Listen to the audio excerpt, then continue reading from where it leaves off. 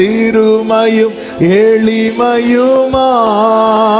என்மேல் நினைவாயிருப்பவரே, என் பலனும்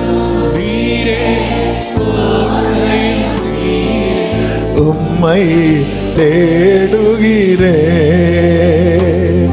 என் பலனும்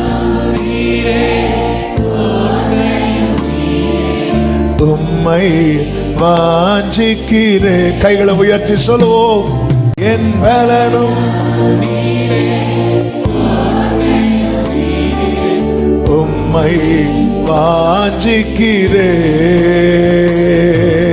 தகப்பனே உந்தன்